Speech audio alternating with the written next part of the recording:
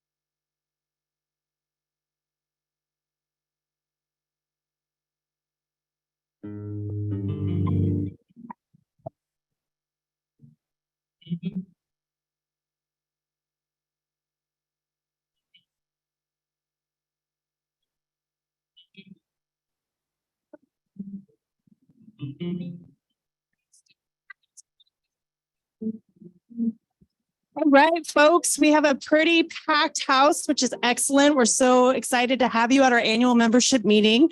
We do have some folks still coming in. So if you would be so kind, if you have an open chair next to you, to raise your hand so folks can see that there's a chair availability next to you and people can fill in those empty seats. We have a full flight tonight. That's awesome. No one will be kicked from the flight, we promise. Thank you, guys. We'll get started in about 3 minutes. Thank you.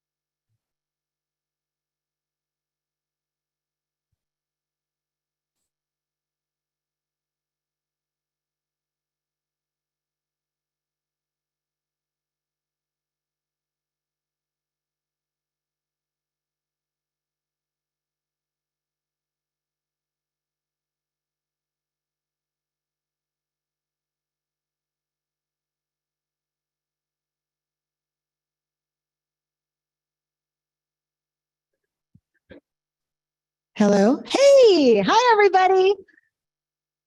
It's so good to see so many of you out here. So last year we were at the big Menard Center and we had about 80 people. And so we said, oh, we'll just downsize. We'll do it at the depot. And you guys all showed up, but it's great to see everybody. We love having you here. You guys are the heart of the co-op. This is why we have a co-op, because of people like you who participate, you vote, you come and make your voice heard, you come and learn about the cooperative. This is exactly what the founding 200 members of our cooperative had 80 years ago, is they wanted to make their lives better, but they were planning for the next generation. And it's great to see this room filled with people who are doing the same thing 80 years later. So welcome. Thanks for crowding in and getting to know your neighbors and your community and the other members. We're bringing out as many chairs as we can, but we're going to be a little cozy this year. So thanks for your flexibility. My name's Julie Esty. I'm the Senior Director of External Affairs and Strategic Initiatives here at MEA. I'll be the host this evening. Again, we're really excited to see everybody. Just the constant reminder, of course, to silence your cell phones. And I know I've got this new watch that makes sounds too, so silence all the things that could make noise. We're going to begin our meeting today with a presentation of the colors by the Boy Scout Troop 378 of Sutton, and our national anthem, which is going to be sung today by Sienna Cassidy. She's a daughter of MEA employee Martina Ryan and a freshman at Career Tech High School. So please rise, remove any hats in honor of our flag, and remain standing at attention until the colors have been retired following the performance of our national anthem.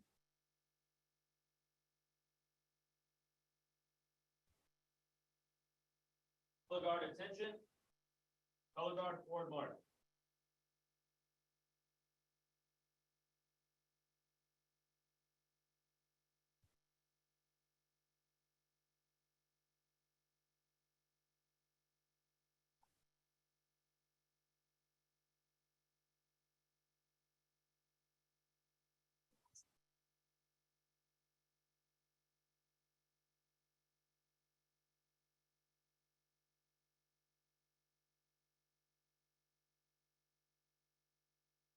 Color guard hold.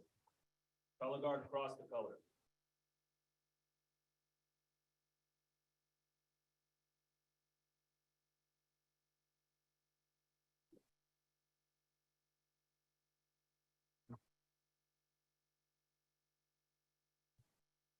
Color guard post the color. Please join us in the national anthem. Oh, say, can you see by the dawn's early light what so proudly we hailed at the twilight's last gleaming, whose broad stripes and bright stars through the perilous fight o'er the ramparts we watched were so gallantly streaming, and the rockets were gone, the bombs bursting gave proof through the night that our flag was still there. Oh, say does that star-spangled banner yet o'er the land of the free and the home of the brave?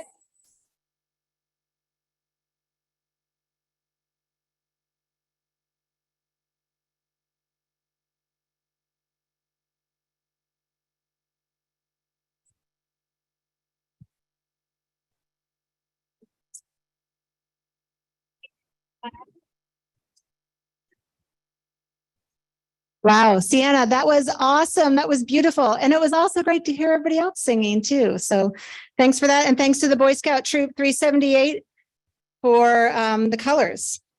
So at MEA, safety is our top priority, and we like to begin every meeting with a safety moment. So we've got a full house here tonight. If we do need to exit quickly, there's an emergency exit right here, as well as the doors you came in through, and then some farther back as well. We also have our safety manager, Frank Adams. Frank, big wave back there. If there's any concerns or questions about safety, please see Frank. He's in charge of keeping us all safe tonight. We know you're the man for the job, Frank. All right. So we also have an AED and first aid kit on hand. If there is any type of medical emergency, just let somebody know. So if you're joining us in person, again, welcome. Make sure you've registered, because if you don't get your $10 bill credit, and you also may not get a door prize ticket. And we all know that that's why a lot of you are here. Oh, okay, no ticket. We just have your name. So we also have an amazing number of members on Zoom. And so if you're joining us on Zoom this evening, you were actually registered prior to the meeting. And so you don't need to do anything further. And only members that are in person can vote in person at the annual meeting. Online voting for Smart Hub, that closed at 5 p.m. yesterday, and mail-in ballots as well. So the only final voting that can happen are the folks right here in this room. And we're going to hear from our board candidates shortly in the meeting. And then the in-person voting will close about 5 minutes after that. And so we'll hear from the candidates as well as get a summary of the bylaw changes. So tonight is the second year that we're trying out this Zoom in-person hybrid.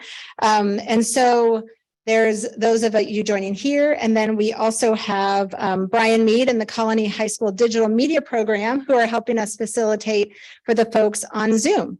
So if you are on Zoom, we are using the webinar platform, which means that you're unable to share or show video or audio. However, you still can raise your hands to vote by motions by pressing the raise hand icon, or if you're on a computer by pressing *9, if you're calling on the phone. Members will not be called on to speak until the member comment portion of the meeting. Our annual meeting coordinator, the wonderful Sabrina Combs, will also be providing additional instruction in the chat box for those of you guys who are on Zoom. For our members who are on Zoom that have questions, you can also use the question and answer box during the meeting. And if you are going to do a motion, we ask that you also say your name for the record. And spell your last name, says President Kendig, because we do have to, for our minutes, we want to make sure they're accurate. So again, we want to thank Brian Mead and Colony High School Digital Media Program, who's facilitating Zoom and our audiovisual needs. Also want to do a big thanks to Turkey Red, who provided sandwiches and cookies and coffee today as well. I'd also like to introduce our MEA Board of Directors who are seated here in front of you. We have our board president and Susitna West District Director, Bill Kendig. We have Vice President and Matanuska District Director, who is not here, Mark Masteller. We have our Secretary, Treasurer, and Director at Large, Dan Tucker. Our Director at Large, Peter Burchell. We have Eagle River District Director, Mark Ham. Director at Large, Arthur Keys, and the Susitna East District Director, Maxwell Sumner. That is your current board of directors. I'd also like to introduce our CEO, Tony Izzo, who you'll be hearing from later on in the evening. And then over to this side, we have our parliamentarian, Andy Lehman, as well as our board secretary, Don Bayham. We also have a few folks in the audience that have worked closely with MEA. First, we have from the Alaska Power Association, our statewide trade organization, we have Crystal Enqvist. Crystal, right back there. And from our lender, CFC, we love them. We have Rob Carr. Rob, thanks for joining us. And we also have RCA Commissioner and previous MEA board member, Bob Doyle. Good to see you, Bob. And we have a few other former board members here. We have Lois Lester and David Glines. Thanks for joining us. Did any others sneak in? Oh, and Kid. Hey, Kid, it's great to see you. All right, is there anybody else I may have missed? Great. All right, well, now we're going to get down to the business portion of the meeting. I'd like to bring up Board President Bill Kendig to the podium to call the meeting to order and to get the official business underway. Bill.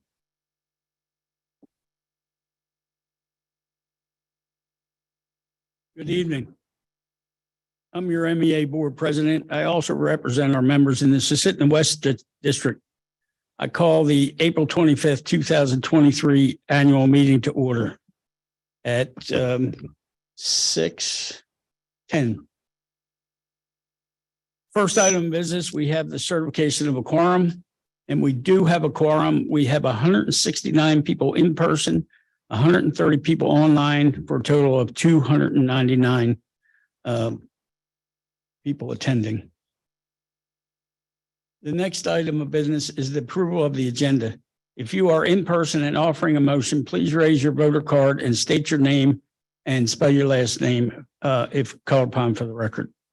If you are on Zoom, you would like to offer a motion, please raise your hand by pressing the raise hand icon. If you are on a computer, or by pressing *9 if you were calling on a phone. Can I have a motion to approve the agenda?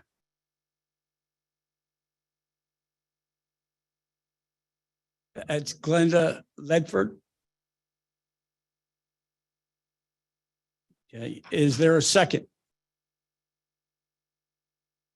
David Glines, seconds.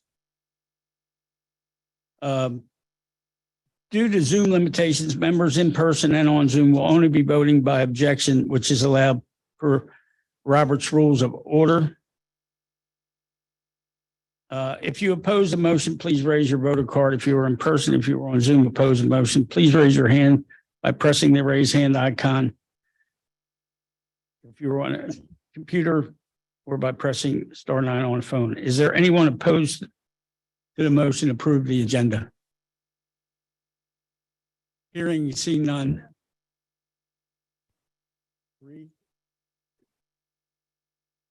One opposed, motion carries. The next item of business is the notice of annual meeting. Secretary Treasurer Dan Tucker will now read the certification notice of the MEA's annual meeting was mailed to each member.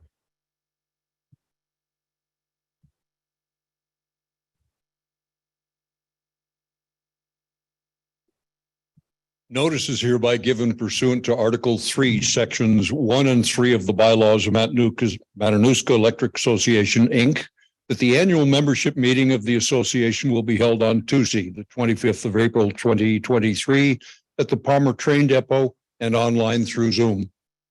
The doors will open and registration will begin at 5 p.m. and the business meeting will begin at 6 p.m. Dated at Palmer, Alaska, this 13th day of March, 2023.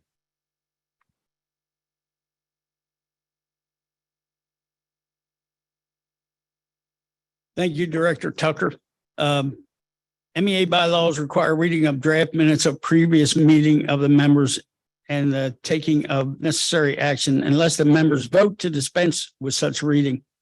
If you're in person and would like to offer a motion to dispense with a reading of the minutes, please raise your voter card and state your name for the record if you're called upon. And if you're on Zoom, would like to offer a motion, please raise your hand by pressing the raise hand icon if you're on a computer, or pressing *9 if you were calling on a phone.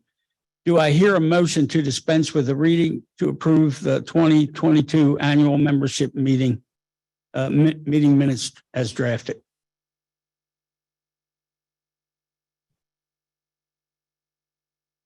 Thank you, Lois. Do I have a second?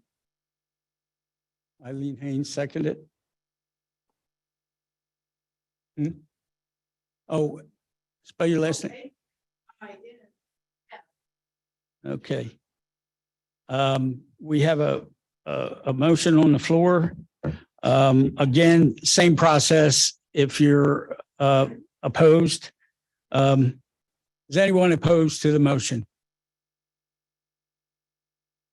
None online. None in the room. Hearing and seeing no objection. Those minutes, that motion passes. The minutes are canceled.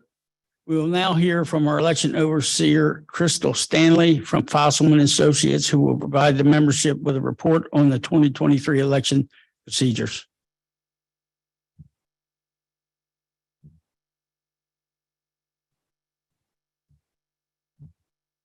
Good evening. I am Crystal Stanley from Fosselman and Associates CPAs. We serve as MEA's independent election overseer. In fulfilling this role, we perform several procedures to maintain strict control over the paper ballots and the electronic voting. On March 17th, 2023, we received 49,400 blank ballots from the printer. We verified the number of ballots received by weighing them, and the ballots were then turned over to the mailing house. On March 30th, 2023, we tested the election packages before they were mailed by counting the packages in a sample of bins, counting the total number of bins, and estimating the amount to be mailed. We also took possession of the rest of the unused ballots, which were secured in our office. We were able to verify 48,722 ballots were delivered and mailed by the post office. Starting on April 4th through April 24th, our staff picked up ballots at the post office, oversaw the signature verification process, turned off electronic voting for the members who voted on paper, and secured the ballots in a locked closet in our office. This morning, under dual control, we transported the ballots from that secured closet to our conference room, where the counting of paper ballots was performed and observed by the election committee. These ballots were then secured back into the closet. This evening, any member who hasn't voted still had a chance to vote on a meeting day ballot. These votes will be tabulated tonight, added to the mail-in ballots and the electronic votes for the final results. I'd like to thank all of the members that participated and the election committee for all of their volunteered hours. Thank you.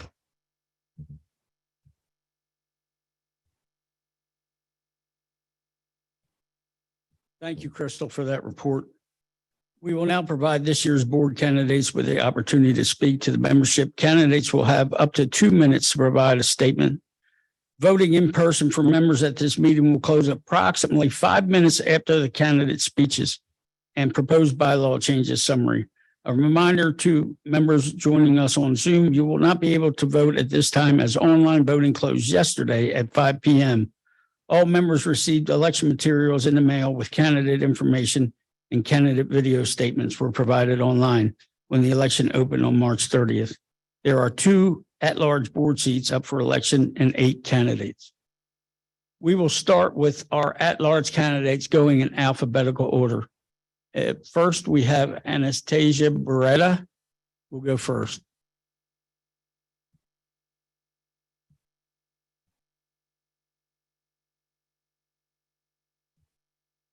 Good evening. My name is Anastasia Beretta, and I was born and raised in the Eagle River area. I currently work at the Chugach Alaska Corporation, and I graduated from UAA in 2020 with a bachelor's degree in business management and accounting. While attending UAA, I was the president of the accounting club and helped connect many students to different businesses within our community. I currently volunteer with the Alaska Waterfowl Association and for different Native Youth Olympics competitions in the area. I believe that one of the most important things we can do for our peers and for our community members is to give them opportunities to learn and listen to what they say. Just as the voice of our elders deserve respect and acknowledgement, our community members should be granted the same opportunities. I'm running for the MEA board to bring a unique perspective and a strong vision of growth and opportunity to our cooperative. I strive to explore different options that will bring clean, affordable, and renewable energy to our state. I believe that it is vital that we create a sustainable future that allows the residents of Alaska the freedom to feed their families and come home to affordable and dependable utilities. I think the future of our community depends on developing options to lessen our reliance on natural gas. We are currently at an impasse where we can continue to spend money generating energy the way we always have been, or invest into innovative projects that will pay dividends for generations to come. I believe I can be a voice for these generations who will rely on stable energy source to continue to live in our communities. In conclusion, I ask anyone who's not voted yet tonight to please place your vote for me to push for clean, reliable, and renewable energy for our future in Alaska. Thank you.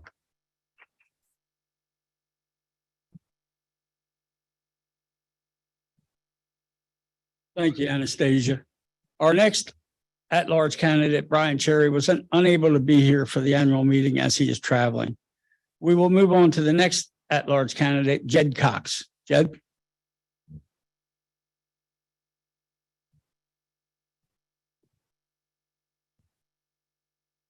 So hello, my name is Jed Cox, and of course, I'm looking for your vote for this election.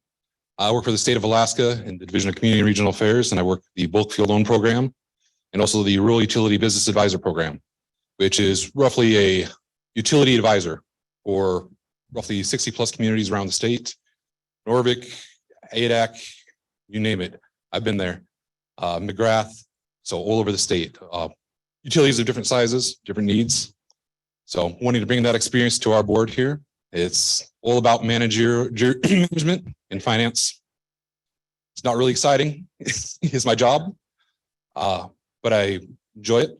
And I want to bring that experience to our board and to our cooperative, and hopefully do the best job I can for all of us. So thank you.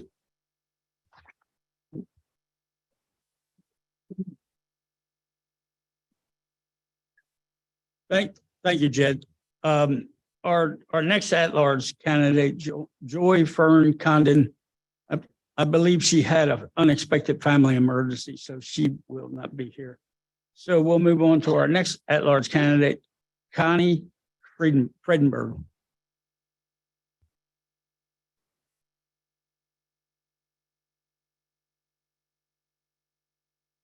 Good evening. I was a student at Ohio State University in 1978 when I landed an internship at the Naval Arctic Research Lab in Barrow. It changed my life. I moved from the North Slope to Palmer in 1993 and have been an MEA member since 1995. For the last nearly 20 years, I've worked all over the state with rural electric utilities who wanted to integrate renewable energy with their diesel generation plants. After overcoming some early growing pains, rural Alaska now leads the world in renewable microgrid development. Some microgrids now displace nearly half the diesel those communities previously imported for heat and power. Natural gas is 40% of the cost of MEA's power and fuels 85% of its generation. We know Cook Inlet gas is declining and the price will only go up as supplies further dwindle. According to lifetime cost analyses, wind and solar power are already more cost effective in Alaska than natural gas, coal, or nuclear. MEA can reduce its reliance on natural gas through utility-owned renewable generation and energy storage. It can encourage residential rooftop solar and microgrids for schools, hospitals, and neighborhoods. MEA can also purchase electricity from more independent power producers like Juniper Creek Hydro in Eagle River and the large solar project in Willow. We have the resources and the sites for many such projects that require no investment or risk by MEA. If you agree, please support the Renewable Portfolio Standard and Green Bank legislation under consideration by Alaska's legislature. And RPS will motivate rail belt utilities to move quickly to diversify our grid. And a green bank will help finance those actions. Representative and MEA member Delana Johnson is on the House Finance Committee. Let her know you support these bills. And I really want to give back to my community now in a way that our great-grandchildren will appreciate. I thank you, and I'd appreciate your vote to serve on the MEA Board of Directors.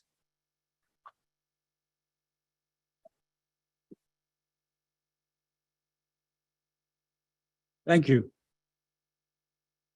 At-large candidate Gregory Hunt Sr. is joining us on Zoom this evening, but he does not have a speech to share. So we'll have at-large candidate Ted Leonard now speak.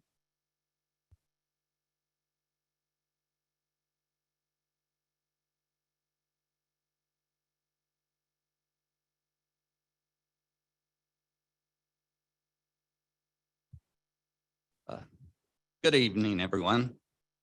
First, I want to thank everyone for being here and participating, because the decisions that I've been telling everyone as I've gone through, the decisions over the next 4 years are going to affect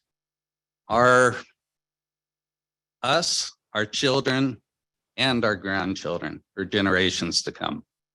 I've been told brevity would be my strength tonight, so it's going to be a very short speech. I just want to ensure everyone that if you vote for me, as MEA faces the challenges of diversifying our power, expanding our own infrastructure, and working with the utilities and expanding our rail belt grid, that I will make sure and fight to make sure that MEA continues to focus on its main mission of providing safe, reliable, and affordable power, and looking out for the long-term best interest of our ratepayers. So thank you very much for being here, and thank you for participating.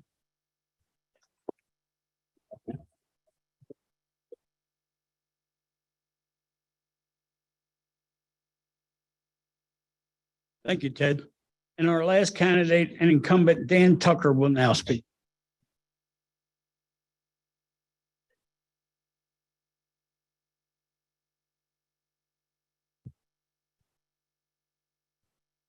Thank you all for coming and thank you for giving me a chance to talk to you. History, they say, is bound to repeat itself if it's forgotten.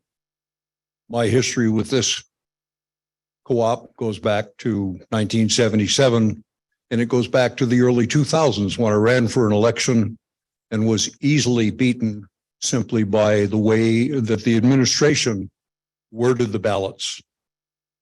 I learned from that in order to make sure that things work correctly in the future, changes needed to be made. So I became involved in the bylaw committee. Over a period of 15 years, I was actually the author of the process that we are now using for balloting and voting and our election overseer.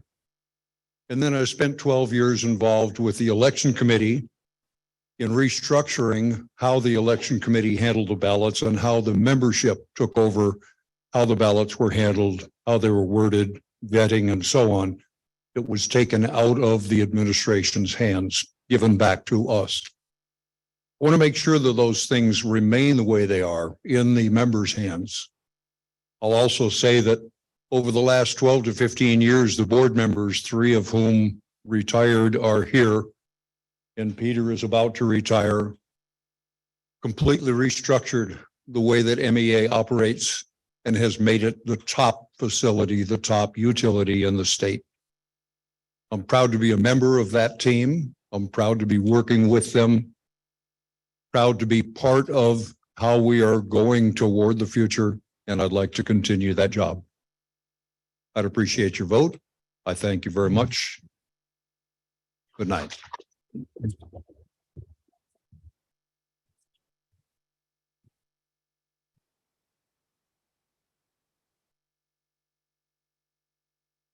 Thank you, Dan. That wraps up our candidate speeches. I would like to now invite bylaw committee member David Combs to speak about the proposed bylaw changes on this year's ballot.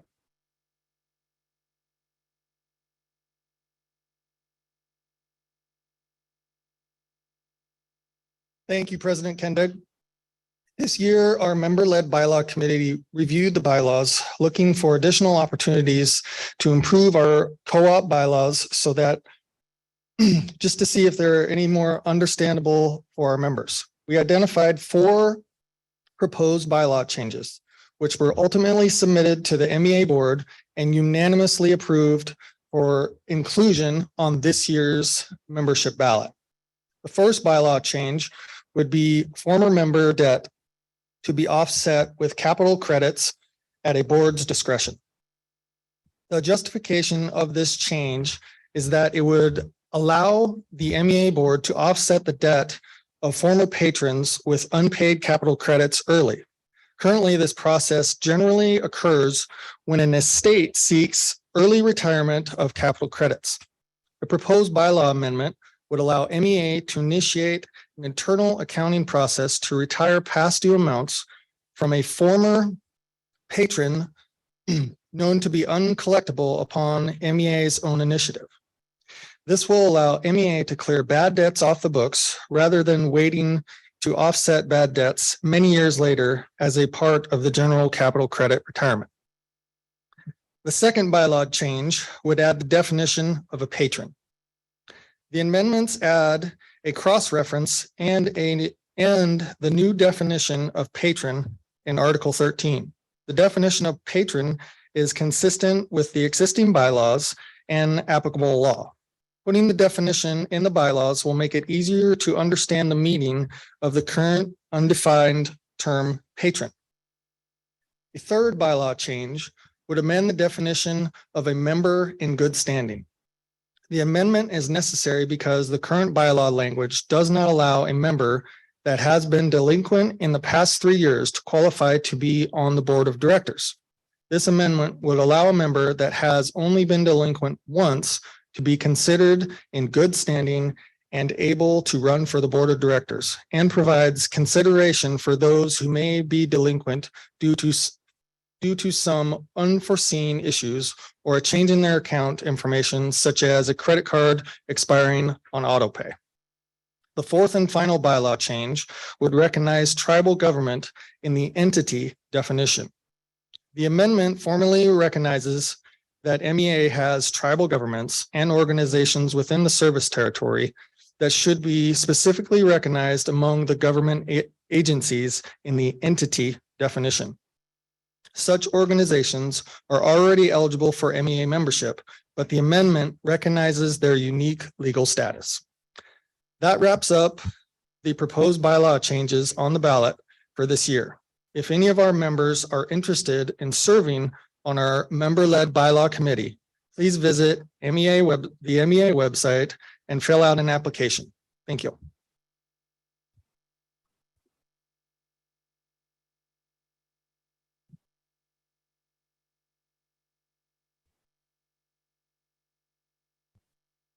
Thank you, Mr. Combs, and thank you to our bylaw committee for all the hard work and preparation for this year's election and annual meeting. This is now the final call for in-person voting for members who have not voted yet in this election. The voting will close in 5 minutes. The preliminary election results will be provided later in this meeting. We would now like to share with you, our members, a video from our MEA employees on 2022 highlights of our co-op, from responding to some major natural disasters to improving reliability of our system. Employees were ready to handle whatever came their way.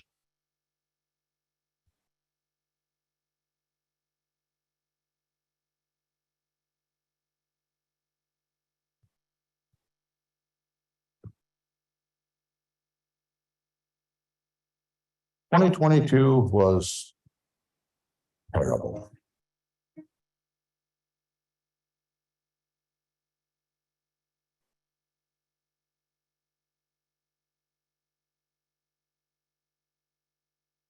Last 25 years, we haven't seen these kind of outages, which started, in January.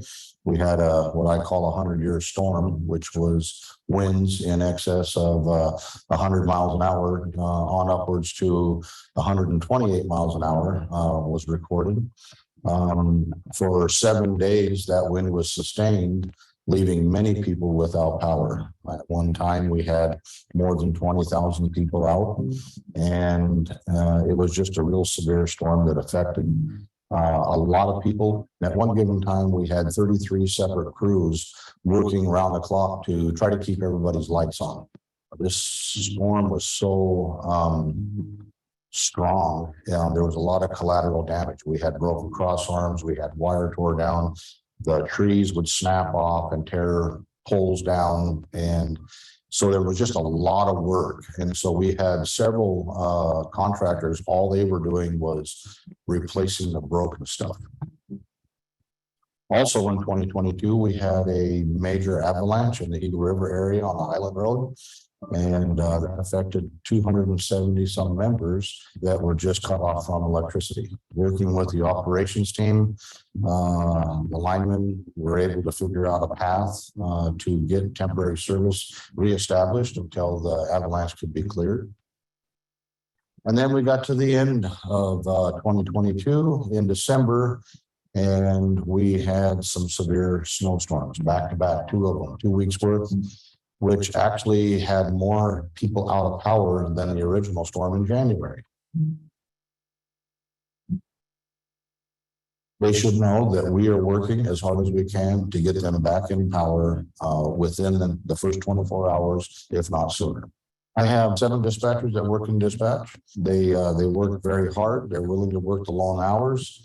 And their goal is to make sure that our members are in power every single day. And that's what we work towards, as well as the linemen in the field. I mean, they get out, they do their job in conditions that you and I would not want to work in.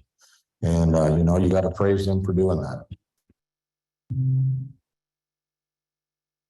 While 2022 brought some unexpected challenges, there were also many great accomplishments at your electric co-op. Let's start with safety and an outstanding safety achievement at our Cleveland Generation Station, where our power is produced. EGS was accepted into the exclusive voluntary protection program through Alaska Occupational Safety and Health. Proven VPP provides official recognition of the outstanding efforts of employers and employees who have achieved exemplary occupational safety and health standards. EGS is currently one of 7 organizations in the state to receive entry into VPP and is the first utility to ever receive this safety program recognition. The process to qualify took nearly 2 years and included rigorous on-site evaluation by a team of health and safety professionals. This effort required everyone at EGS and in safety to work together, and we want to celebrate their efforts with this excellent safety recognition. Thank you to our great team. Hi, my name is John Sinclair. I'm the Director of Engineering at MEA, and we're going to talk a little bit about the projects that we completed in 2022. So one of the major initiatives was to get Park Substation online. This has been an effort for MEA for a while, and I'm happy to say that we were able to get that online in 2022. It is now providing reliable power to the Chediac and Birchwood areas, and we are very grateful for the team that was able to put that together. We also worked on some cable replacements focused really in the Eagle River and the Butte area, and those were major cable replacements that help give reliable power to those areas. We also had some pretty major storms that happened in 2022, and because of those storms, we have been hardening our system to prepare for future storms. This includes looking into giving multiple transmission feeds to our substations and moving some distribution lines so that they can be a little more reliable when there's these higher wind events that hit our system. We also took a large project, which is the Pittman to Fish Hook Power Improvements Project, and moved that through a very large permitting hurdle, which was the decisional document that we received from Matsu. So that project will cover about 20 miles of new transmission and 2 new substations. So once we completed a general routing study and a decisional document was received from Matsu, we're now moving into the design and permitting phase, which will cover the next 2 years. But in 2022, we were able to complete that decisional document. And what this will do is provide for reliable and safe power in the Meadow Lakes area and in the Fish Hook area, which is 2 areas that we're seeing quite a bit of load growth in. And we want to be able to look to the future there and provide both of those areas with safe and reliable power.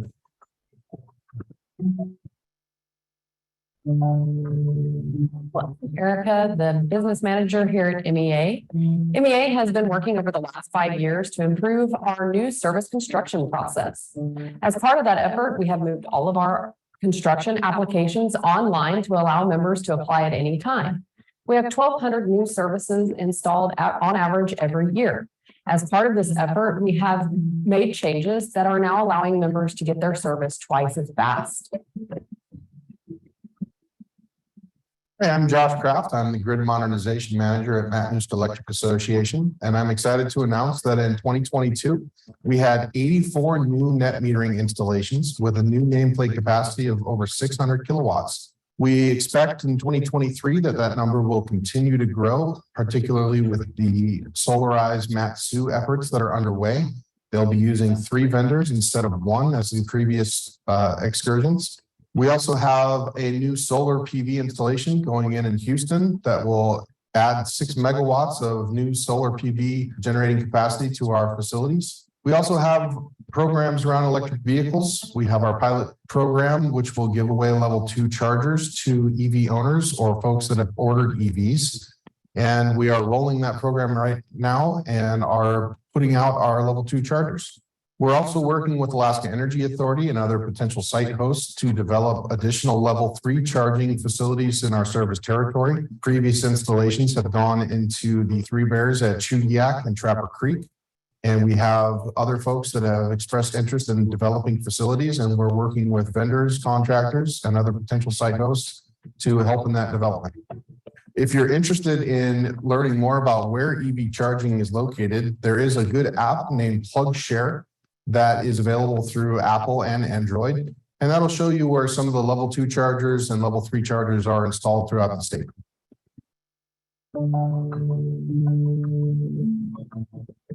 Hi, I'm Regina Ryan, the Controller in Finance and Accounting at MEA. Here is the 2022 financial balance sheet for your electric co-op. This statement is also available on our website, and members can request a complete copy of the audited financial statements at any time. We have also broken down the sources of revenue for each dollar earned at your electric co-op in 2022. As you can see, nearly 62 cents came from residential sales, and approximately 37 cents came from commercial sales, with the remaining cents from lighting and other sales. Looking at how $1 was spent, nearly 35 cents was on fuel and purchased power, 15 cents on depreciation, 14 cents on maintenance and operations of lines, and nearly 11.5 cents on interest on long-term debt. The financial health of the co-op remains strong, and I'd like to recognize the Finance and Accounting Department here at MEA for all their hard work and efforts to keep us on track.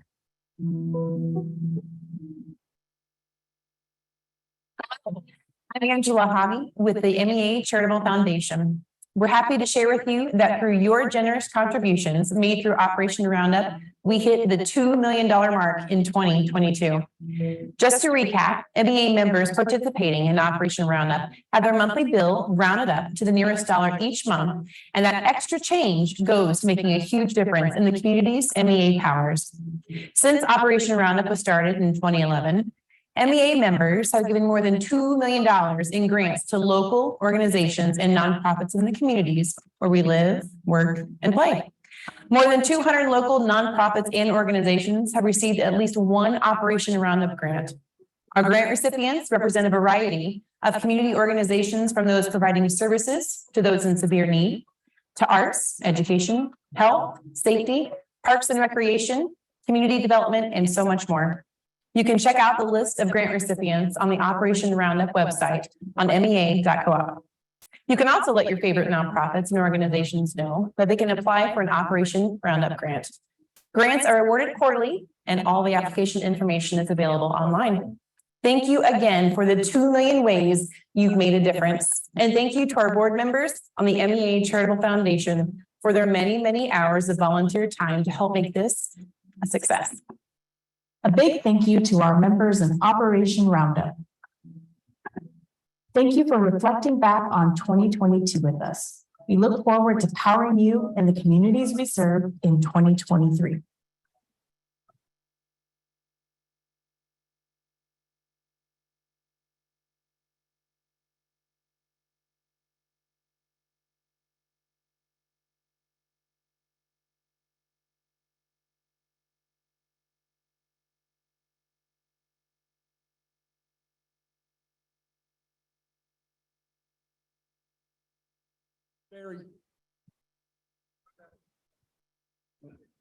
Okay. I'd just like to add to it that it's been my privilege to be affiliated with this bunch. This from top to bottom, the staff is just unquestionably professional. Every challenge that comes along, they're way ahead of it. And I just, they just give me energy and make me look forward to come to the board meetings and be able to make the decisions that we make. And I'd like to, again, let's give them a hand.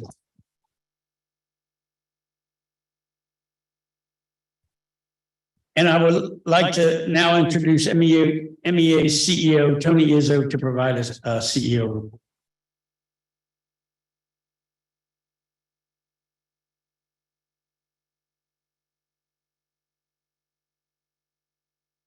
Well, good evening, or let's see, no, it's good evening, we're past 6 p.m. Just a reminder, folks, that the ballots are being counted. I know we want to get, I'm going to move through this report as quickly as I can. I look forward to the election results as well as member comments later on. but we need to fill this time with something. And since we are somewhat of a complex business, for you, our member owners, it's certainly appropriate that we provide you with an annual update of how your co-op is performing. First, I want to thank President Kindig, as you all just watched, there are so many accomplishments at your electric co-op this last year. Despite some challenging events like the windstorms, we've navigated our way through post-pandemic environments and impacts from other world events like the war in Ukraine and the resulting supply chain and inflationary impacts to our business. I am so proud of the MEA employees for continuing to provide our members with safe and reliable service while managing to keep costs down and finding ways to even be more efficient. And I can assure you that if we were to put a comparison up here of the number of employees for the size of our co-op compared to others, you would see, as I do, that we run the most efficient utility certainly in the state. There are 5 different topics that I want to touch on today with you. 5 key things. This doesn't mean that there aren't many that are worthy of further discussion, but I think these 5 are at least important for our member owners to know and learn about. I'll start with one of the more pressing issues that you may have heard about this past year, and that is the future fuel supply in the rail belt. In April of last year, Hill Corp, our natural gas supplier, announced to us and the other utilities that their gas supply is not guaranteed when our contract is up April 1st of 2028. Currently, 84% of the power that we produce uses natural gas from Cook Inlet, so the impact of that announcement is significant for each one of us sitting here today. And for, unfortunately, those of you that are standing in the back of the room. I can assure you that next year I will be looking closer at the seating chart and making sure that we have adequate room. But it's on the co-op to solve these challenges in partnership with other utilities as well as the state of Alaska. Since Hill Corp's announcement, MEA and the board have been working in collaboration with other utilities to identify other options for our future gas supply, including short-term, mid-term, and long-term solutions. For example, short-term, we're focused on trying to extend the current Cook Inlet gas supply while analyzing options to diversify our energy portfolio beyond natural gas. This is a very long lead time, capital-intensive business, and you can't, in, say, 5 years, just flip the switch and be on something else that is built, constructed, and ready to provide reliable, firm, continuous power through some of the challenging environment and wind events that we've experienced. Midterm. So now I'm looking out more like 10 years from now, we're working on this now, is to implement options to diversify our generation mix. We absolutely believe that we must have a prudent fuel supply mix, something that's more diverse and reliable so that we can protect members from outages or reductions in reliability. And then long-term, we are looking at already a plan for the next generation of large-scale power and that transition. We're working that with the state of Alaska and our other utilities. You know, think of the utilities on the rail belt from Homer to Fairbanks and Golden Valley. We're like next door neighbors, essentially. Yes, there's lots of miles in between us, but we are fragilely connected on the grid, and like neighbors working together to solve a problem, we are too. MEA continues to evaluate projects that can help us decrease our dependence on Cook Inlet natural gas. We're currently at 16% renewable energy, and the majority of that is coming from Bradley Lake Hydro Project on the Kenai Peninsula. We have an 8.5 megawatt solar project that's coming online. In fact, in the prior video, you saw a short clip of the groundbreaking ceremony. That solar farm will power roughly 1,400 homes. And the project is being developed by an outside party, an independent power producer named Renewable IPP. Their project will create about 40 construction jobs and about 15 to 20 part-time maintenance jobs. And I can assure the membership that the power we're committed contractually to purchase from that project is at or below the current cost of providing you power. So there's no cross subsidy, there's no premium that is being paid for that. Solar offsets some of the gas in the summer, but it really doesn't help us during those peak periods in the winter, especially if you remember January a year ago, or if you remember last December, with it being dark and blowing sideways and snowing. The way that we think we can meet that challenge is with long duration storage. It is on the horizon and may help us solve that issue in the future, which would allow us to either purchase or generate power when it's generated in the summer, like through solar or wind, and then store it and use it during periods when weather is more severe. Until then, we're looking at other technologies as well, like additional hydropower. We're looking at partnering with other utilities on a larger scale. Wind farm, very optimistic with what I'm seeing there because I'm seeing lower power costs this early in the analysis, which is a very positive thing. Each of them has benefits and trade-offs, and a lot of deliberation is going to be needed to consider a path forward.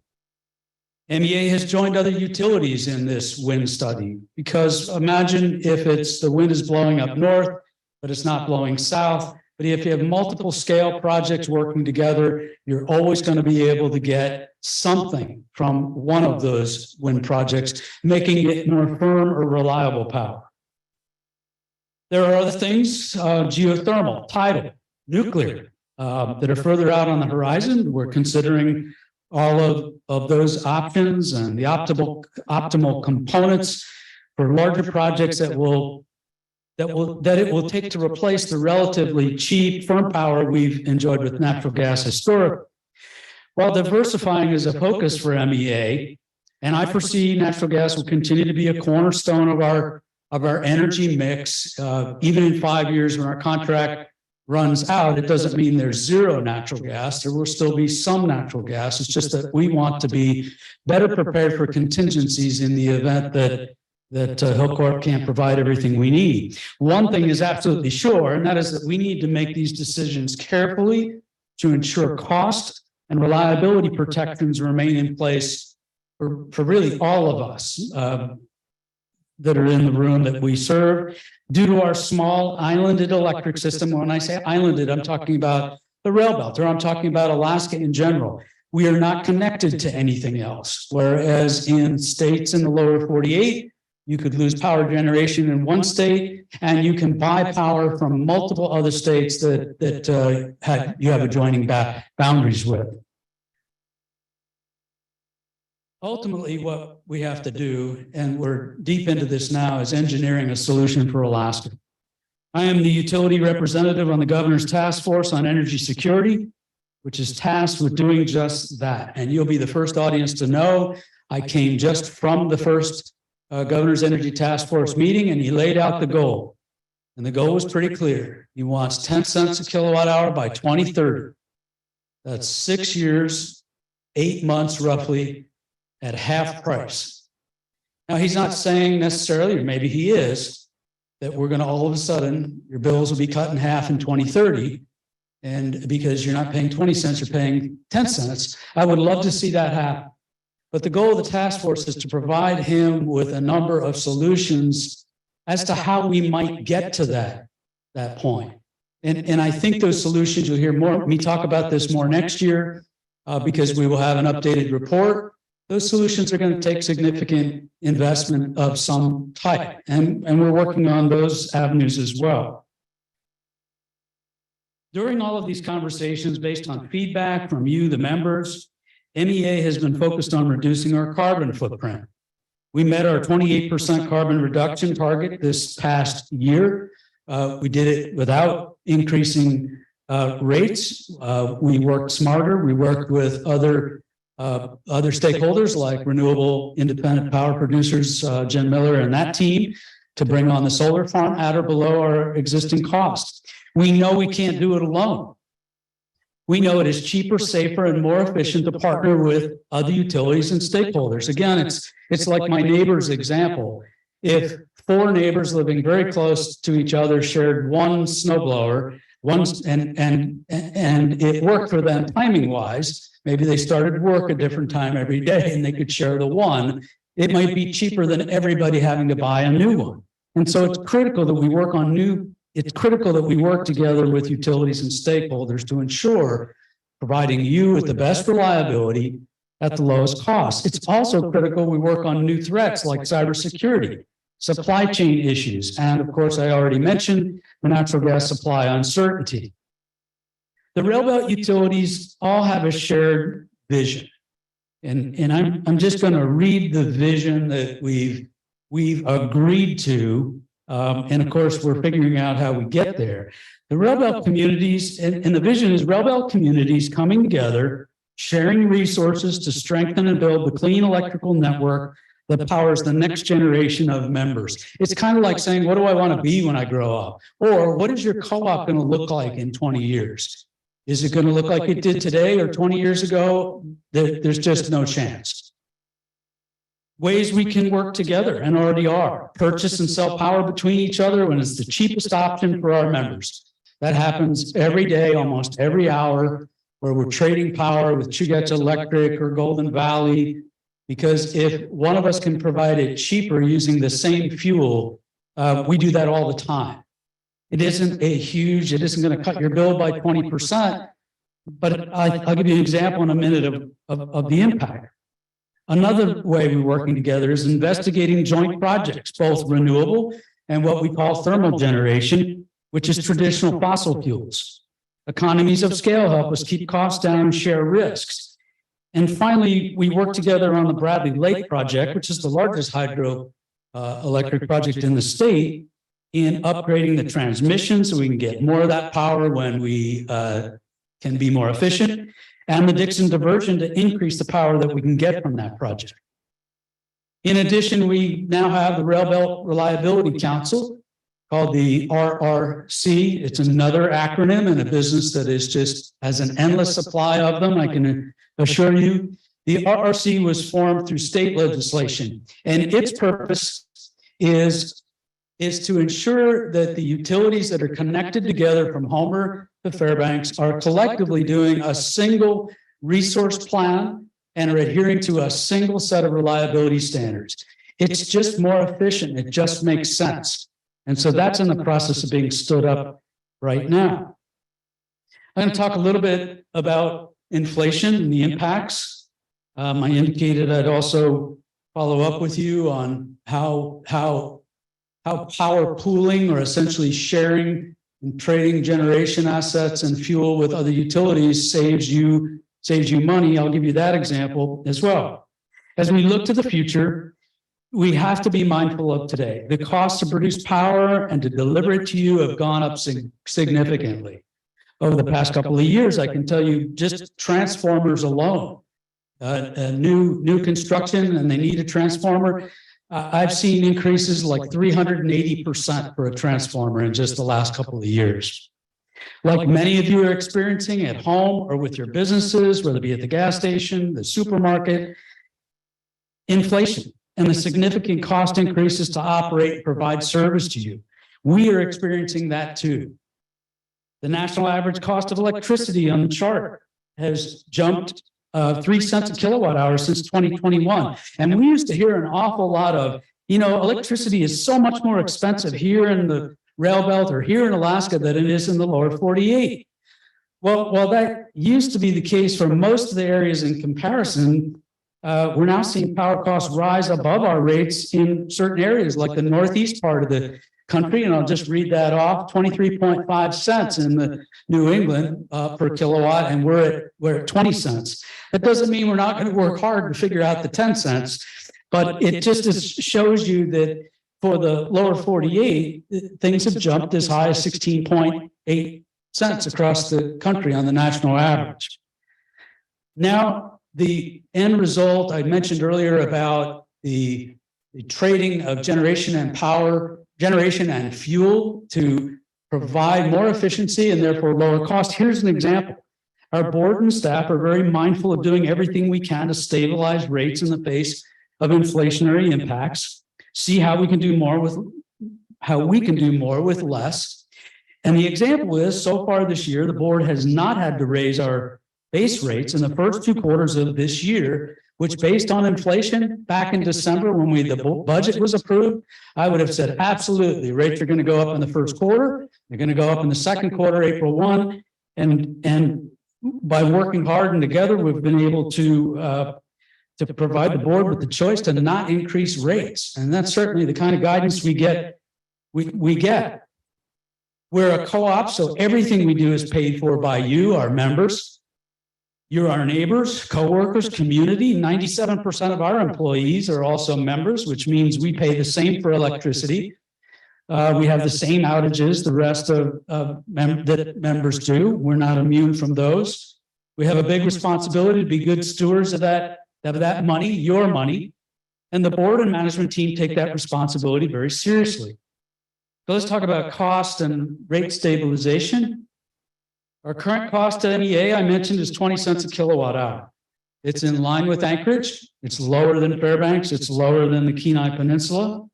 Our rates, because we're a regulated utility, we're a monopoly, we have to file on a quarterly basis with the state's regulatory commission for approval of those rates as things change and they go up or they go down.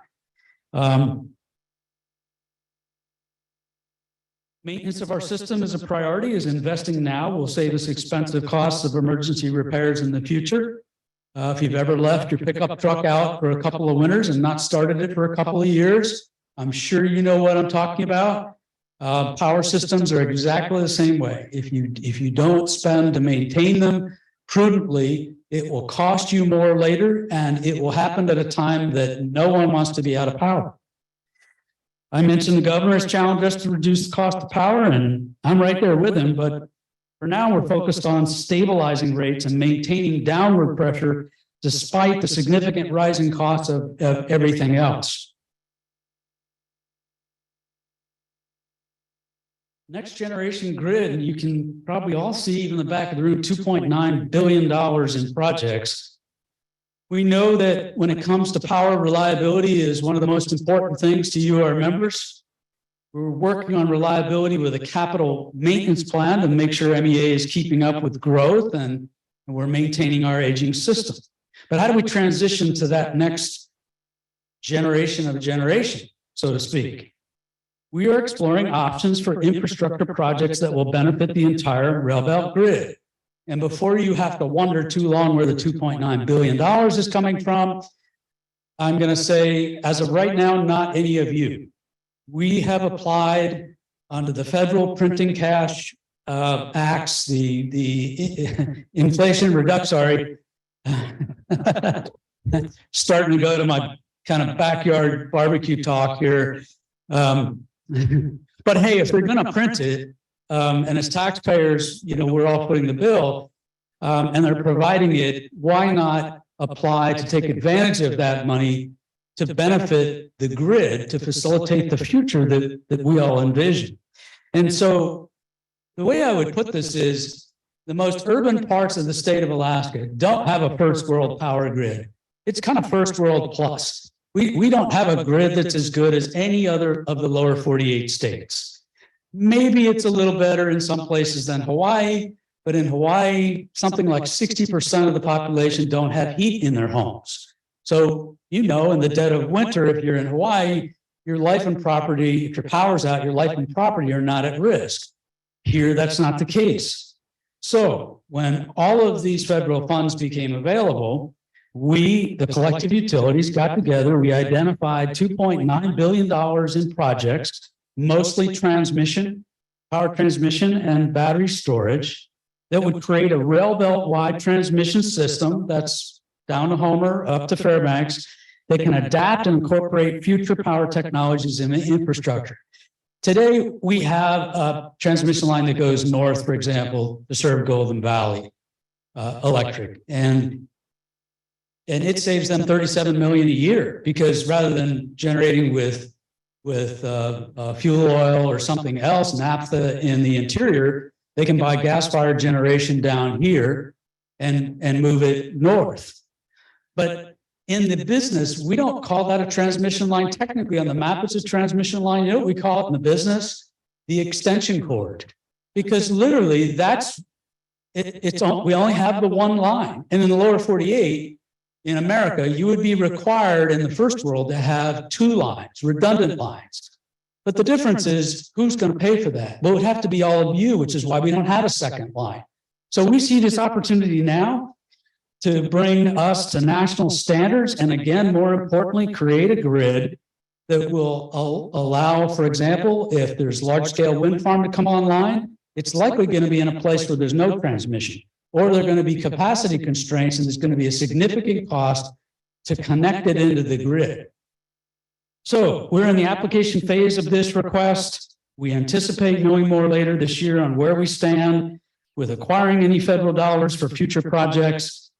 It will trigger additional discussion because there's likely going to be required, well, large-scale planning. There's going to be state matching funds, utility contributions, ownership, and a lot of other important details. And if you were to ask me after the meeting, I'll just cut to the chase now. What are the odds of getting 2.9 billion? I would say to you, there's probably odds we're going to see a few $100 million if we're lucky. And we're going to prioritize that to do the most good with whatever funds we receive. Next up, our mission. You can read the mission up there. Provide safe, reliable, affordable energy at reasonable rates, exceptional member service, and a commitment to the members we serve. And as we look at all of the big picture items that I've outlined, the key word in this is members, the member owners. Each of you are the group, the folks that we serve and who we are accountable to. The utility industry is changing quickly. We want to make sure the connection with our members remains strong. In this business, things would not change for decades at a time. And we are at an unprecedented place right now where technology is moving more rapidly than we can essentially keep up with. Because it's like having to invest in your one home. And then you decide a month later, well, there's a new home out. I want that one. Well, you still have to pay the mortgage on the other one. So we want to make prudent decisions based on our balance sheet or based on the dollars that you provide us to provide you with the essential service. Thank you again. The good news is that I'm finished. Thank you for joining us at the annual meeting. I'll now turn things back to President Kindig, but please reach out and let us know how we can serve you better. You can do that here. You can reach us online, send us an email, or give us a call. Thank you.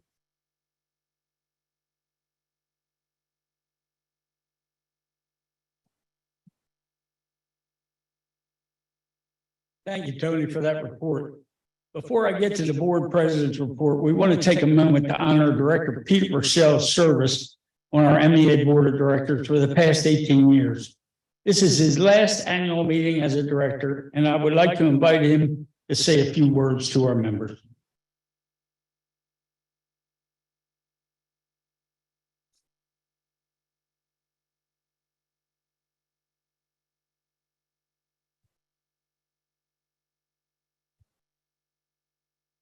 This is an affirmation that I'm not current on all the new electronics, and I'm proud of it. I don't get confused. People don't laugh at me. They say that poor old son of a gun is just way over the top of the mountain. I recognize many of you from the last 18 years that I've been on this board. You look around, it's either snow got left over from this winter, or we've got a lot of whiteheads around. But are still devoted to an efficient cooperative that is meant for all the members in doing the right things to guarantee the production of electricity, transfer. It's been a long, tough road. We have 4 ex-board members. That means they got old and had to get out. And here tonight, if they would please stand, David Glines, past president. Lois Lester, past president. Bob Doyle, stand up, past president. Kit Jones was too smart to become president.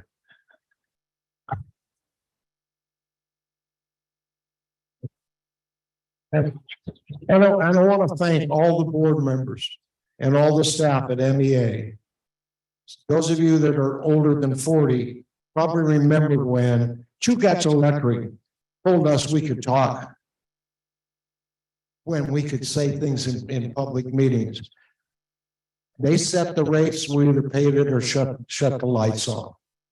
We had a bunch of tough people. They're called valley people.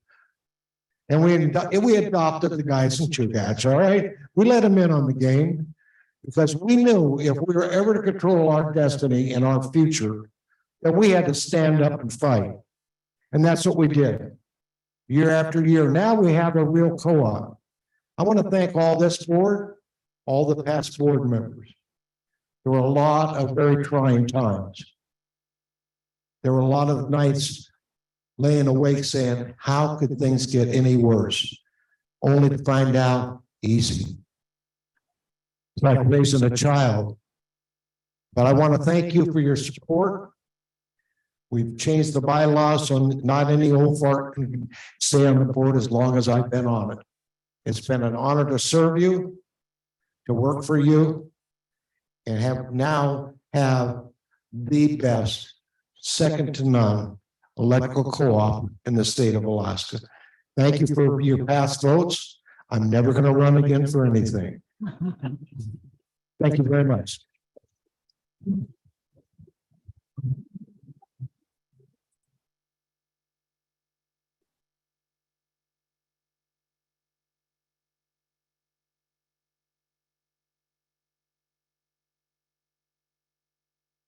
Thank you, Peter. I'll now give you the board president's report. I'd like to start with the thing that is most important to our members, reliability. The board is committed to investing in the maintenance and upgrading of our system so that we can provide the utmost reliability for our members. We approved a budget for this year with a primary focus on capital projects that will address aging infrastructure while improving and upgrading areas of our system that are experiencing the most issues. Our future capital projects will focus on providing more redundancies and support the continued population growth of our service territory. We provide an essential service to our members in one of the harshest environments, and we know how important it is to keep power on every minute of every day of every year. We know the next most important thing to our members is affordability. As a board, it is our responsibility to provide affordable power to our members while maintaining the financial health of our cooperative. Recent global events have required us to navigate through much economic uncertainty in the world around us. We have continued to stabilize rates for our members, meet our equity targets, and continue to retire capital credits to our members. In 2022, we saw 2 quarters of overall rate decreases, and this year we have not had to raise base rates for our members. Back in 2015, the board developed an equity management plan to build financial strength after we built the EGS power plant, a major expense for our co-op. As of January of this year, we are now above our 30% equity target and are now on track for our next equity target of 40% by year 2036. And in 2022, a total of $1,869,290 were retired in capital credits to our members, including a $1.3 million capital credit retirement to MEA's longest standing members of 1988. As a board, we are committed to ensuring the financial strength of our co-op for generations to come and making decisions that are in the best financial interest of our members. You, our members, are the heart of our cooperative, and everything we do is for you. We know how important having reliable, safe, and affordable power is in our daily lives. We serve a diverse group of members, some older, some younger, some in more rural areas, others in more urban spots. But regardless of who you are, we want to make sure we are meeting our members where they are. Member choice is a big focus of our co-op. If you prefer to do business in an office, you have that option. If you prefer to take care of your service over the phone, that option is available as well.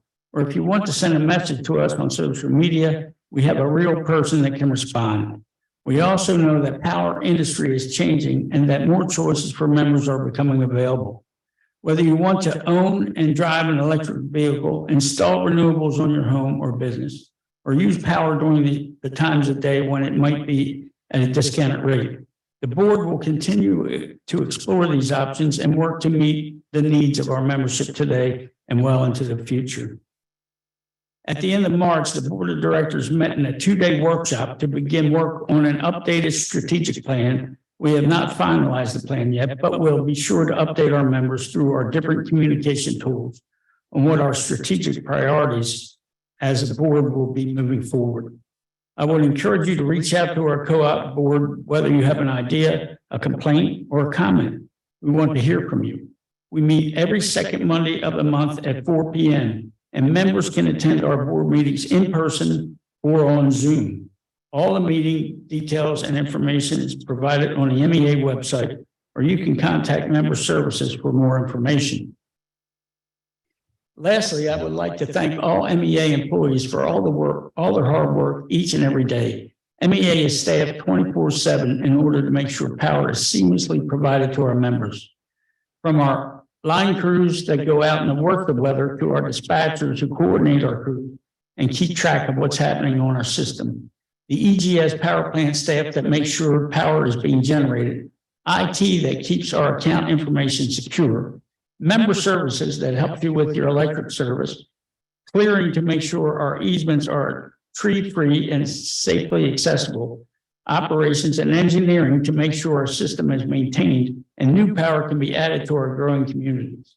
Our finance department that ensures the accurate and financial health of our co-op, our shop that keeps our vehicles running so we can respond when you need us, HR to make sure we hire the best in the business, and our PR team that keeps our communities informed. On behalf of the MEA board and our members, we want MEA employees to know how much we appreciate you. And that concludes my report. I'd like to introduce Sabrina Combs with MEA to announce this year's scholarship winners. Sabrina.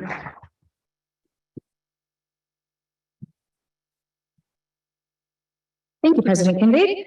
Good evening. Since 1990, MEA has been proud to provide scholarships to MEA members and their graduating high school students and college students, as well as returning students. A scholarship committee made up of MEA members from various professions and communities within our service territory review and select scholarship recipients based on their applications.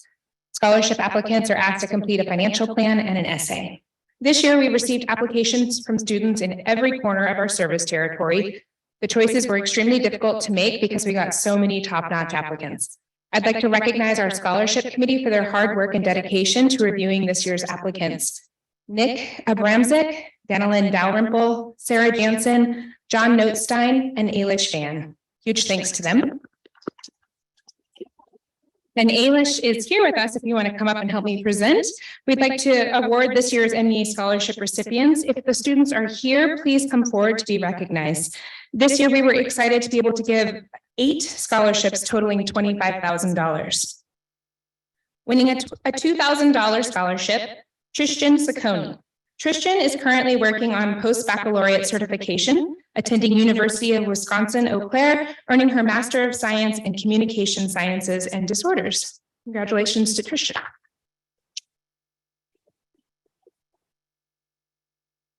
This isn't a real check, so don't take it to the bank. Yeah. And Mariah there will take a photo. Thank you. Thank you, Tristan. Yes. Unless you want to hang out. Winning a $2,000 scholarship, Caitlin Randall. Caitlin currently attends Boise State University and is majoring in business economics with a minor in marketing. Is Caitlin here? All right. Yeah.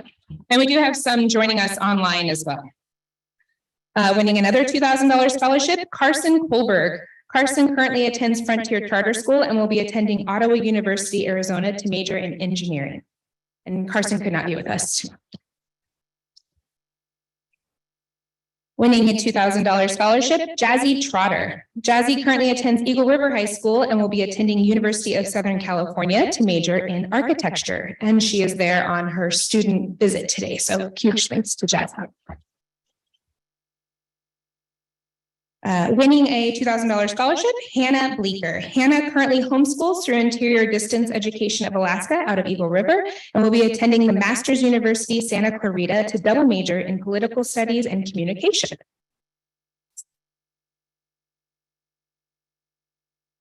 Winning a $2,500 scholarship, Ella Jordan. Ella currently attends Palmer High School and will be attending Vassar College to pursue a pre-med degree in biochemistry. There she is.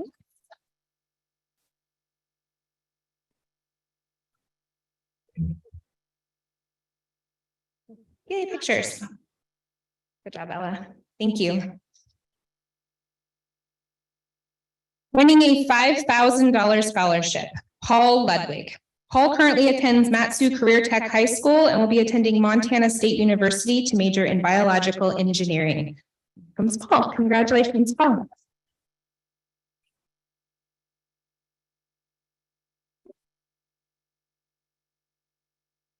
Hey. I know, it's so fun. It's so fun. Okay. And finally, winning a $7,500 scholarship, Jack Malloy. Jack currently attends Eagle River High School and will be attending University of Southern California to major in biochemistry. Congratulations to Jack. Congratulations to tonight winners. We look forward to following your future endeavors and involvement in our community. Thank you.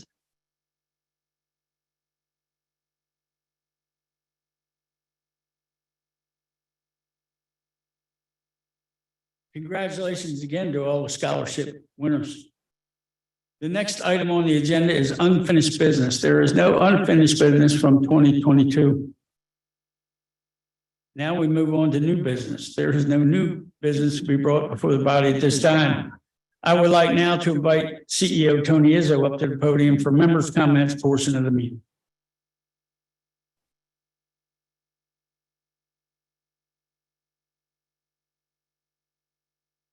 Thank you, President Kindig.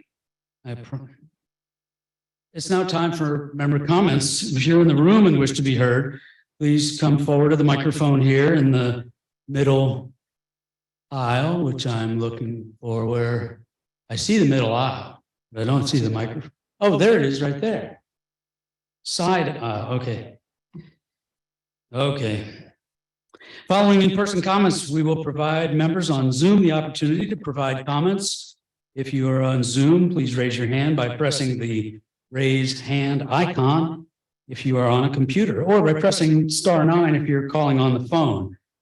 Our annual meeting coordinator will give you speaking capabilities when it is your turn to provide a comment. Last bit I have is that when you instructed, please provide your first name, or before you start, provide your first name and last name for the record, and then provide your comments, which are limited to 3 minutes. We will start with any comments here in the room. Yes, please come forward.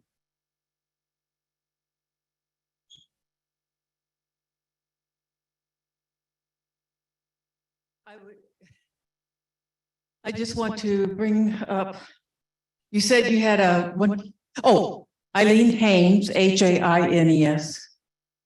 May I continue? Yes, please. You mentioned you had 100-year storm. I believe if Mr. Rochelle can remember, the winter of 78, 79,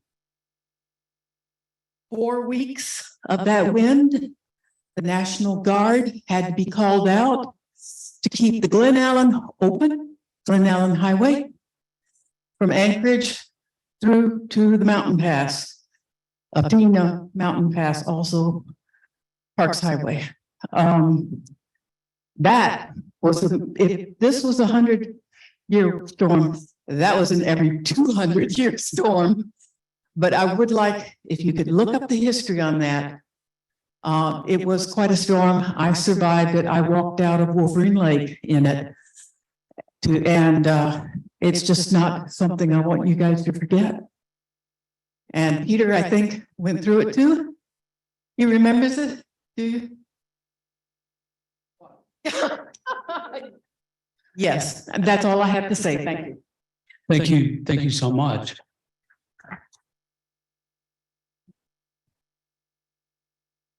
other member comments?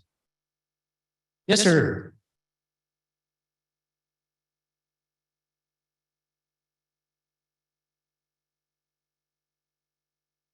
And again, if you would, just state your first and last name and David Gray. I've lived here 16 years. I'm a member of the Pipeliners Union, Local 798. Our members built the original pipeline. I have 14 years retirement credit. All those years I worked cross country. I've been gone from here more than I've been here. And everybody always asks, when are we going to build that big pipeline? And it's been rumored for decades. So now you've mentioned possible loss of the Cook Inlet gas. Seems like that would maybe be more of a priority. So from what you know, can you comment on a possible gas line from the North Slope, sir?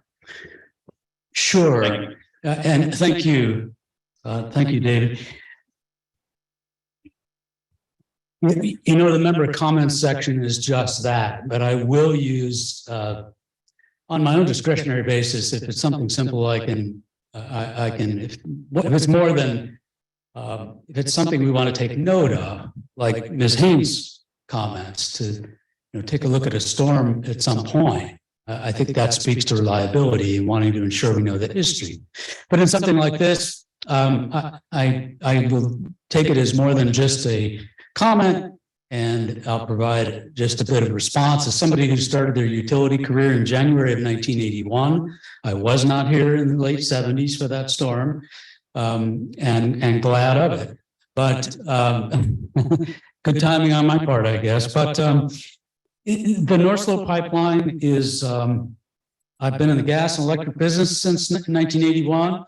I think it can be somewhat of a distraction. If it's something that's going to happen, I say, great, that's fine. It's not a decision that MEA will make. The board could decide they want it to happen.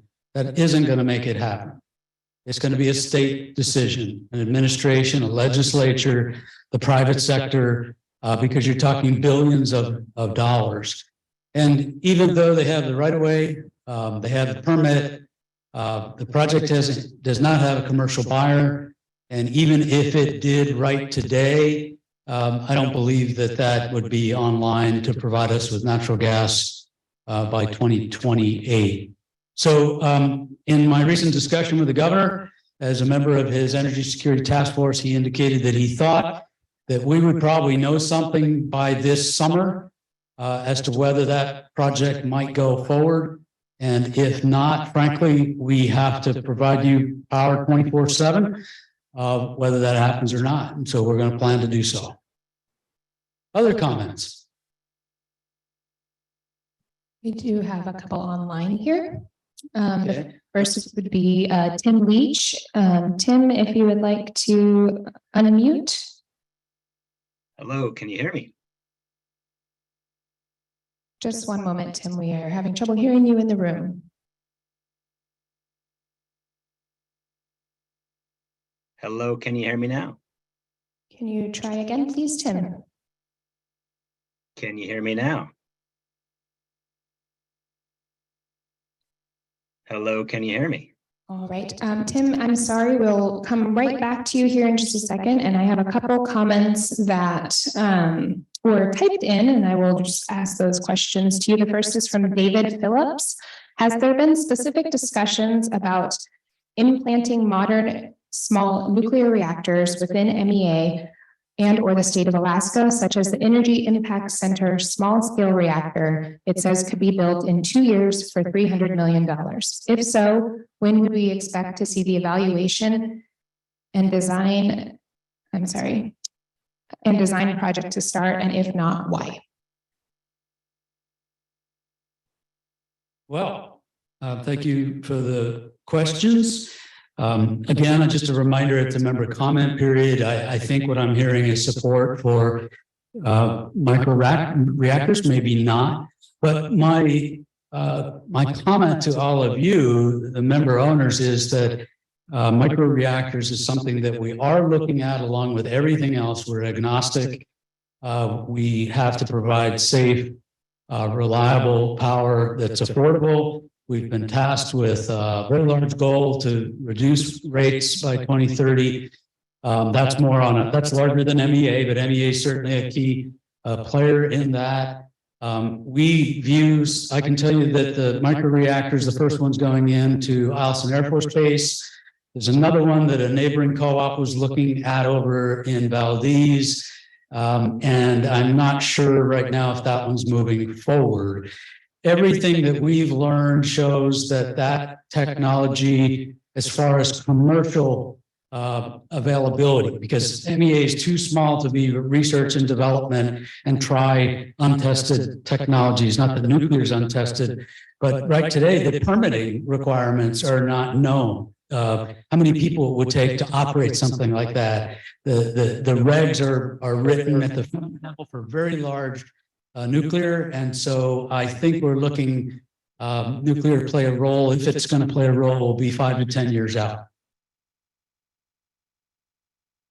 Thank you. Mr. Leach, if you would mind trying again. Hello, this is Tim Leach. Can you hear me in the room? Yes, thank you. Okay, Tim Leach, last name spelled Leach. Thank you again for trying on the mic audio attempt one more time around. I just wanted to provide a short comment and appreciation for the staff and for the board in really encouraging innovation throughout the utility territory.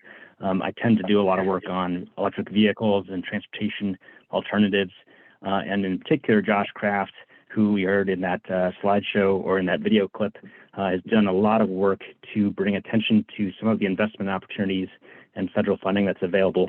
For those who don't know who might be interested in hosting electric vehicle charging, there's a current funding opportunity that the Alaska Energy Authority has open until mid-May.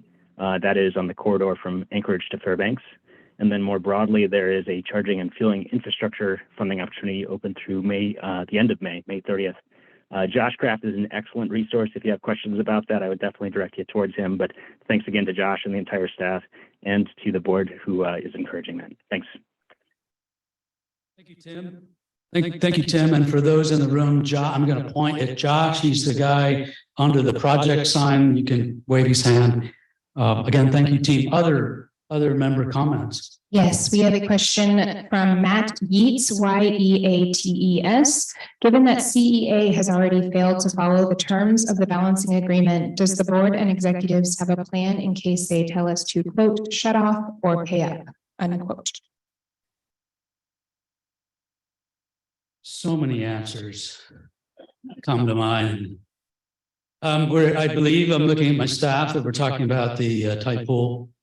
The Regulatory Commission has resolved that matter between MEA and Chugach.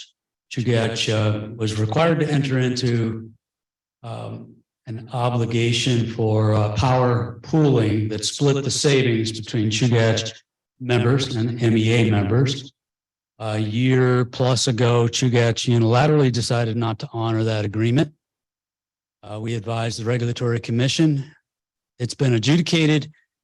And I believe if we haven't already, we will be receiving a check from Chugach. I know they have agreed, so we've moved past this, but we will be receiving a check from them in the roughly in the amount of $675,000 that goes directly towards your power costs. It's not something we stick in an account or we use to pay for, I don't know what. Water coolers or coffee. It goes into an account that reduces your rates. So you may not, when you spread 675,000 across the entire membership, it may not be, something significant that you notice, but the overall membership will see a reduction in their cost of power by that amount. So things are moving forward, working together with Chugach just fine on that matter. It's been resolved.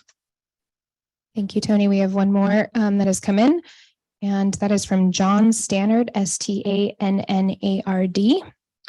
Does MEA have a projection as to when or if overproduction of solar energy won't be allowed back into the grid and the homeowner will have to rely on a battery system to resell excess power during off-peak hours? So we have a net metering program in which you can generate your own power with a renewable resource, whether it be sun, those solar panels on your roof, or wind. We see a lot of solar. The state of Alaska has a requirement that utilities allow up to 1.5% of their annual sales be open to members to generate their own power. 1.5%. That's the max. That is the state requirement minimum for a utility like MEA. This board, I'm proud of, has set no limit on that. We're currently more than double that at 3%. So 3% of the total energy produced is by net metering, and we have forecast into the future that it is likely that we can get close to 10% without any significant subsidies by members, without any subsidies by members who do not have net metering or solar or generate their own power. So currently, your co-op is in excellent financial condition. We're upgrading the system due to growth. And we believe, especially with the capabilities of our power plant, the Eklutna Generation Station, that we have lots of room to go. But the point is that all of you pay for the total infrastructure that it takes to generate power and deliver it to homes and businesses. And at some point, if enough people drop off to generate their own power and pull away from the utility, that means fewer people to pay the same bill, which means rates could go up. And I believe that's what the commenter was speaking to. And so I want to be very optimistic and say we have positioned ourselves well to where we are happy to take on a whole lot more than where we're at today. Thank you. Other comments? We received one more, and that is from Glenn Zisa, Z-I-S-A. As we look at increased demand across the valley, could there be a program to encourage decreasing residential demand, which could help reduce the amount of power needed to produce, such as changing light bulbs to LEDs, changing to better housing insulation, and providing a power monitor like a BMON building monitor, which commercial buildings can utilize? Conservation efforts are certainly key and a component of now and in the future. All of those kinds of things are under review. One of the things that comes to mind, certainly LED bulbs is important. I know we've had programs in the past where we've provided them for free or swapped them out. Roughly, lighting is about 7% of the total power usage for residential or for a total utility demand. It's about 7%. It's less than you might think it is. So by switching to LEDs, I'm sorry, you can reduce your power by about 7% from incandescent to LED. Sorry, got off on a wrong tangent or a wrong track there. The one thing that we're looking to implement pretty soon is a time of use rate, which would allow electric vehicle owners to charge during off-peak hours at a reduced rate. Because if everyone were to buy an electric vehicle like the ours out front here, the Ford Lightning, which, by the way, your prudent utility bought used, it is not a brand new truck. Thank you. The 12-year-old Volt had it, and a battery change for that was about $40-some thousand. And so we were not going to spend that kind of money. Anyway, to the point, if everybody were to come home and charge when peak demand goes up, rates would have to go up because the system could not handle it.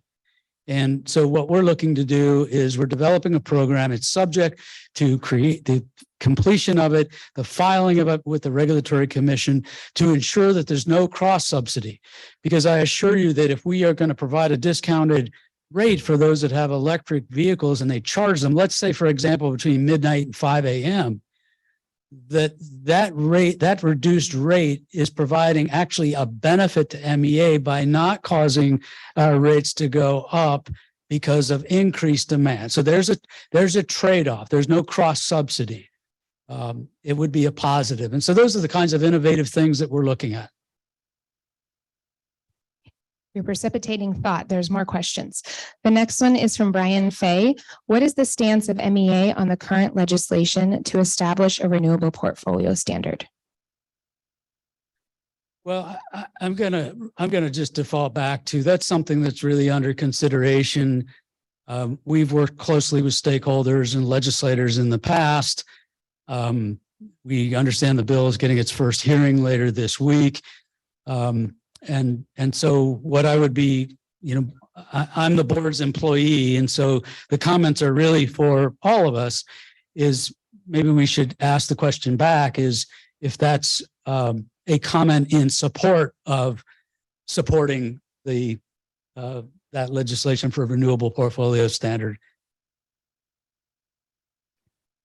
Mr. Fay, you are more than welcome to continue typing, but currently that is all of the questions online. If there's anyone else in the room. Okay, I do see one. Yes, Mr. Rep now, please come forward.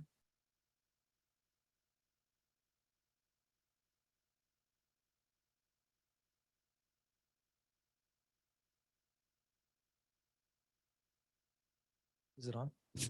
My name is Kelly Repnow. As we discussing power in Alaska being isolated, like the lower 48, you have other grids tying into your power. Could we get a quick update on Healy, the coal, and also how Lisa Murkowski, Dan Sullivan, and Mary Patola weigh in on that?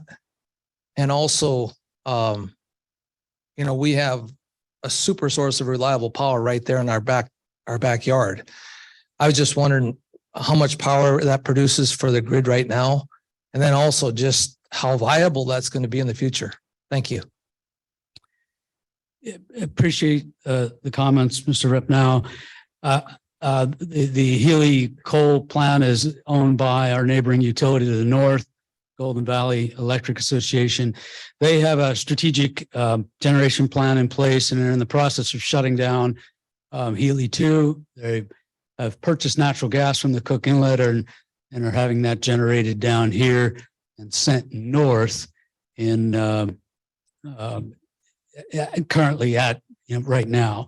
So I'm not sure about other plans as it relates to coal-fired power, but I know that Golden Valley is looking to move away from it. Any other comments? I want to thank. Sorry, we do. I'm sorry. Mr. Fay online first said absolutely he does support.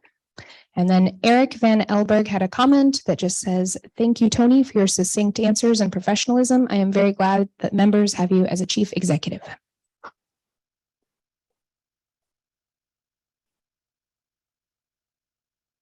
Thank you. I don't recognize the name. Send me your address and the check is in the mail. I want to thank you all, our members, for your patience, for the cramped coach seating. For those of you that got a seat, your input and your feedback is important to us. I must say that, really this section, I get a little bit uncomfortable in that I'm here as the board's employee that manages your cooperative. They are democratically elected by you. And this is really member comment period. And so I get a little bit nervous when I start answering questions because that's not what it says on the agenda. But if it's just out of expediency, if I can help you with a quick response, I will. And with that, I think yes. One more in the back. Yes, ma'am. Please come forward.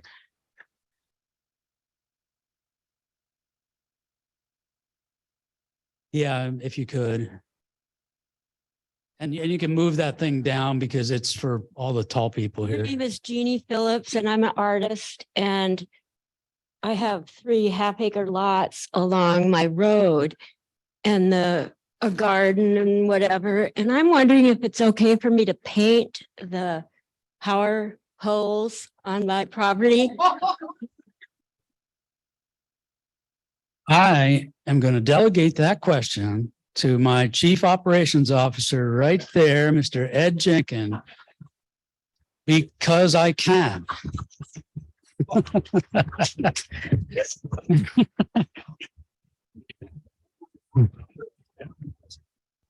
Okay, I think the heat is getting to all of us. I'm going to turn this back over to Board President Bill Kindig. Thank you all.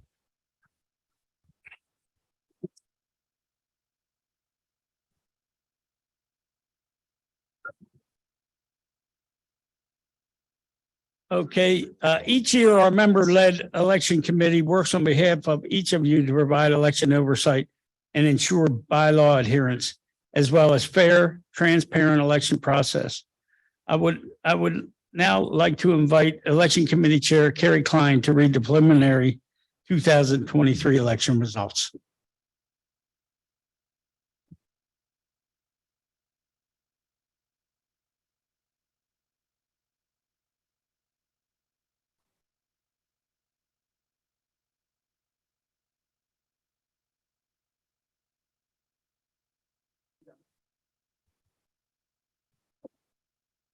Good evening, members of the co-op, board of directors, and MEA employees. My name is Carrie Klein, and I'm a volunteer on the election committee, and I've got preliminary results for the 2023 MEA election. Total votes counted for the at-large board of directors were 6,343. Of these votes, 3,599 were by mail, 2,678 were electronic, and 66 were in person. And here are the vote tallies. For the at-large directors, Anastasia Beretta with 1,414 votes weighed in at 12.5%. Brian Cherry with 1,049 votes had 9.2%. Jedediah Cox with 604 votes had 5.3%. Joy Fern Condon with 817 votes had 7.2%. Connie Fredenberg had 1,326 votes or 11.7%. Gregory Hunt Sr. with 1,228 votes had 10.8%. Ted Leonard with 1,329 votes had 11.7%. Dan Tucker with 2,972 votes had 26.2%. I'll save y'all doing the math. But first, candidate David Crum, withdrew from the election after the ballots and materials were already printed.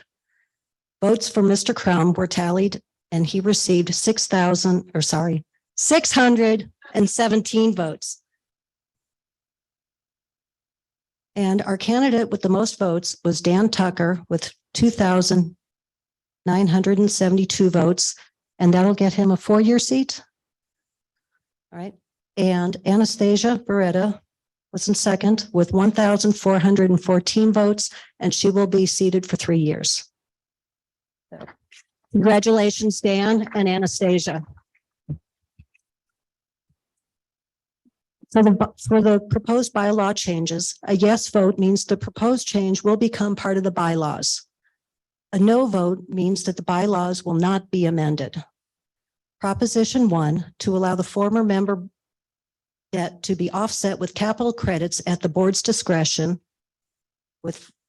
had 4,627 yes votes, 1,569 no votes. Proposition 1 passed. Proposition 2, adding definition of patron, 5,481 yes votes, 736 no votes. Proposition 2 passed. Proposition 3, amending the definition of a member in good standing, 5,025 yes votes, 1,172 no votes. Proposition 3 also passed. Proposition 4, recognizing tribal government entity definition, 4,714 yes votes, 1,462 no votes. Proposition 4 passed. These are the preliminary election results for 2023 MEA board election, and final results will be determined, will be settled at the next board meeting. Thanks for participating in your co-op.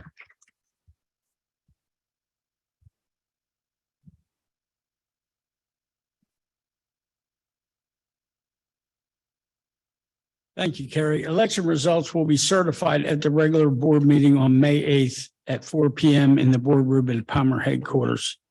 I would now like to invite Julie Esty up to announce our annual meeting prize winners, because I know that's why you all are really here. Thanks, Phil. You guys are troopers out there. Thanks so much for being here, joining us for the co-op to hear election results, to hear what's going on, and asking some really good and thoughtful questions. As you've heard, there's a lot going on, and it's important that everybody stays informed. But now, what you've all been waiting for, we're going to announce the prize winners. Please note that you still must be present at the meeting to win. So if you're here, we want to hear a big hoorah, and then you can come over and see Sabrina over here in the corner. And if you're online, Sabrina will contact you in the morning. All right, the hoorah is already going. All right, the first prize is the 2004 Ford Explorer four-wheel drive from our retired MEA work fleet, valued at $5,500. The member that has won this prize is Rick and Kathy Harrington, who should be in the room.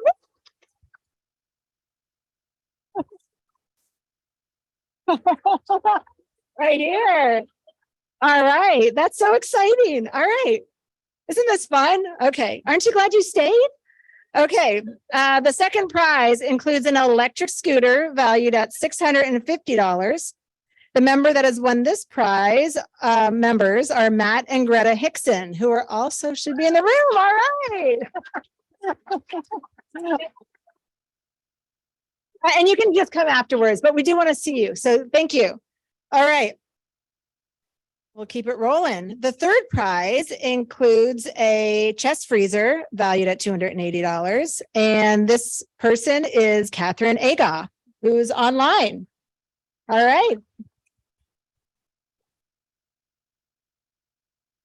All right. The next prize is a battery-powered electric weed whacker and trimmer valued at $300. And the member who has won this prize is Kelly Gregg online. Congratulations, Kelly. All right. The fifth prize includes an electric Dynatrap insect trap, taking care of those pesky mosquitoes, which we're sure any day are going to happen. Then we'll be wishing that the snow was back. The member who has won this prize is Tony Mancini in person. Congratulations, Tony. All right. We have two portable solar charging pads valued at $130 each. And the first winner is James Mead in person here with us. Who's helping us with our stuff? Great. You're a volunteer. Great. All right. And the second one goes to Kathleen Graber, who is online. Congratulations.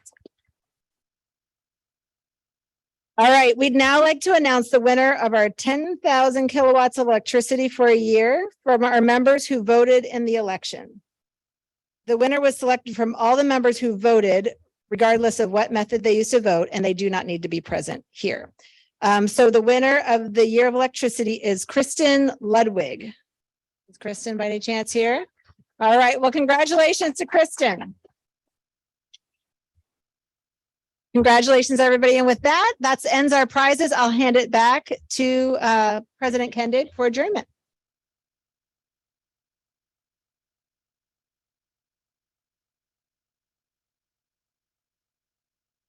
And with that, our meeting is concluded. I'll now entertain a motion to adjourn.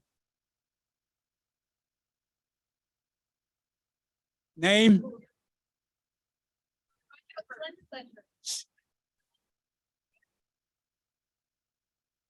Seconded by David Cohn. Meeting is adjourned. Thank you for joining us this evening. Please be safe and healthy. We look forward to meeting you in the future. Bye, guys. Yeah.